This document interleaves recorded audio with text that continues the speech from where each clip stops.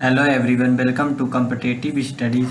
आज है 15 सितंबर और 15 सितंबर के महत्वपूर्ण क्वेश्चन लेकर आए हैं जो कि बहुत ही इम्पोर्टेंट है। चलिए देखते हैं आज। उससे पहले चैनल को लाइक एंड सब्सक्राइब कीजिए, साथ में बेल आइकन दबाइए ताकि आने वाली वीडियो की नोटिफिकेशन आपके पास जल्द पहुंच सके। चलिए देखते हैं आज का पहला क्वेश्चन।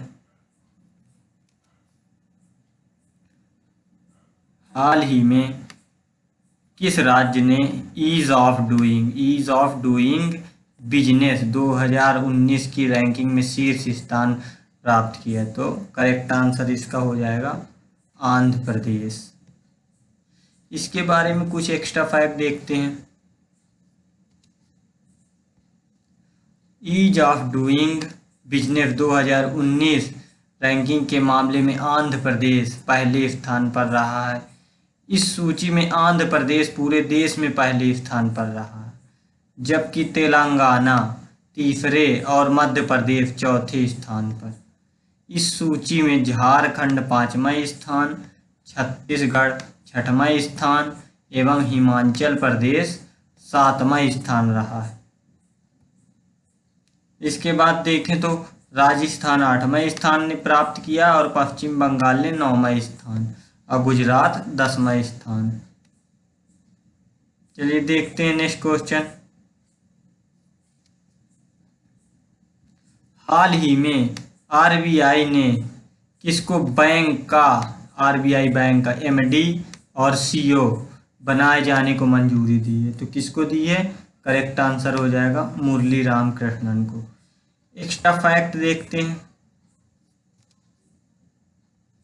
भारतीय रिजर्व बैंक आरबीआई ने मुरली रामकृष्णन को बैंक का निदेशक यानी एमडी और मुख्य कार्यकारी अधिकारी सीईओ बनाए जाने के लिए अनुमति दी। उनकी नियुक्ति 1 अक्टूबर से प्रभावी होगी।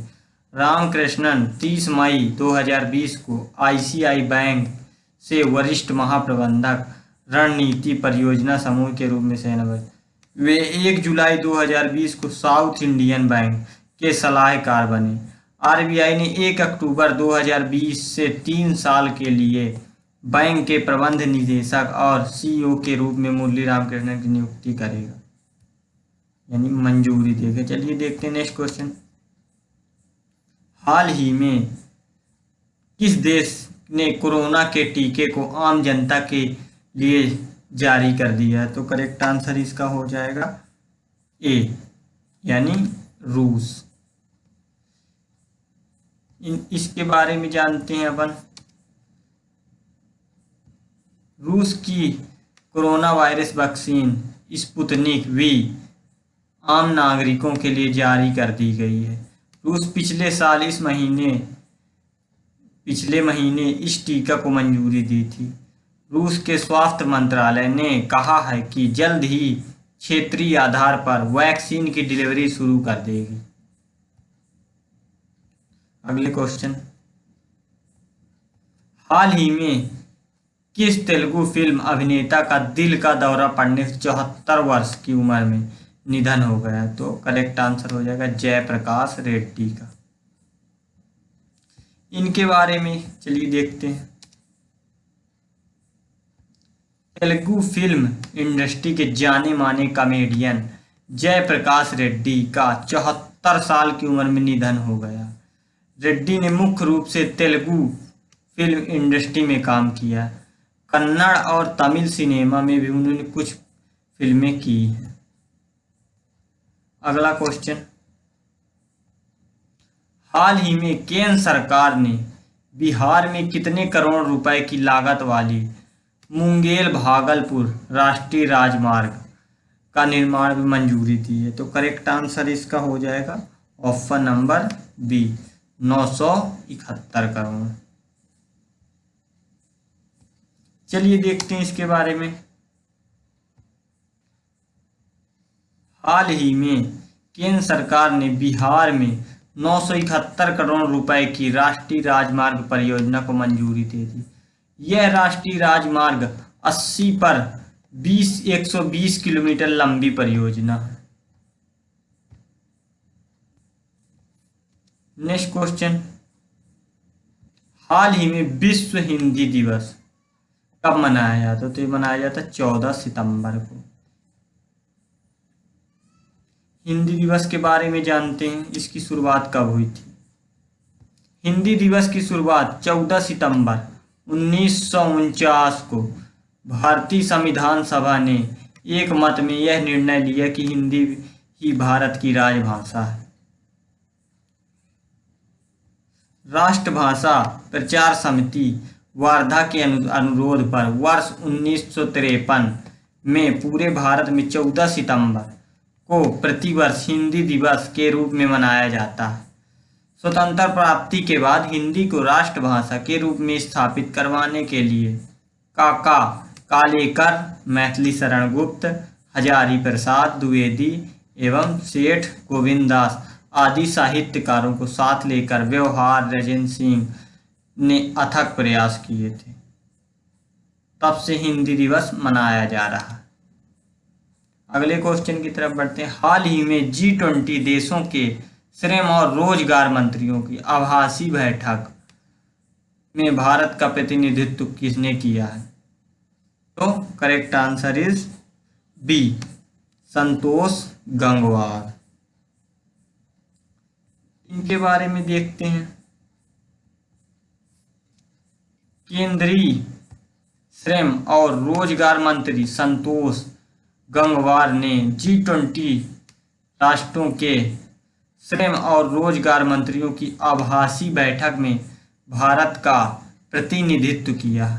इस बैठक में G20 यूथ रोड मैप 2025 पर ध्यान केंद्रित किया है और श्रम बाजार पर कोविड-19 के प्रभाव को रोकने के उपाय की चर्चा की है। इस बैठक में पहली बार युवाओं से संबंधित संकेतकों को भी पहचान की है। अगला क्वेश्चन, किस देश ने अपने नागरिक अलार्म सिस्टम का पहला राष्ट्रव्यापी परीक्षण किया है? तो करेक्ट आंसर इसका हो जाएगा जर्मनी। जर्मनी के बारे में देखते हैं। जर्मनी ने हाल ही में शीत युद्ध की समाप्ति के बाद से अपने नागरिक अलार्म सिस्टम का पहला राष्ट्रव्यापी परीक्षण किया। जर्मनी ने राष्ट्रीय चेतावनी दिवस या वार्न टैग भी बनाया, जिसे हर साल 10 सितंबर को मनाया जाता है। राष्ट्रीय आपातकाल की पृष्ठभूमि में किए जाने वाले उपायों के बारे में जागरूकता पैदा करने के लिए जनता को सतर्क करने के लिए अलार्म लगाए गए। नेक्स्ट क्वेश्चन, हाल ही में किसने यूएस ओपन 2020 में वुमेन सिंगल का खिताब जीता? करेक्ट आंसर इसका हो जाएगा बी, नाओमी ओसाका। इनके बारे में एक्स्ट्रा फैक्ट देखते हैं। इसी के साथ जापान की नाओमी ओसाका, जो कि जापान की हैं, ने यूएस ओपन 2020 टेनिस टूर्नामेंट में बेलारूस की विक्टोरिया अंजारेका को हराकर वीमेन सिंगल का खिताब जीत लिया।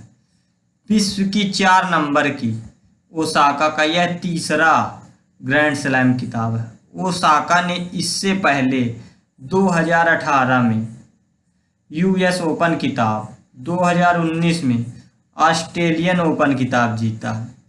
वह अब तक 3 ग्रैंड स्लैम एकल खिताब जीतने वाली पहली एशियाई खिलाड़ी बन गई हैं। आज का लास्ट क्वेश्चन देखते हैं।